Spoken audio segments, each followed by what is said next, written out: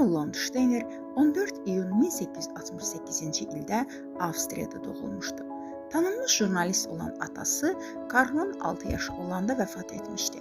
Anasının himayəsində böyüyən Karl 1891-ci ildə Viyana Universitetində tibb təhsili aldıqdan sonra elə orada da müəllim işləmişdi.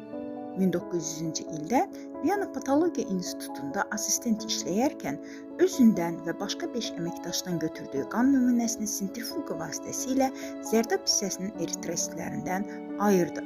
Fərqli qan qrupundan olan eritrositləri başqa qan zərdabı ilə qarışdırdıqda aglyutinasiya çəkmə baş verib-verməməsinə görə bütün qan növlərini 3 qrupa A, B və 0 qan qruplarına ayırdı.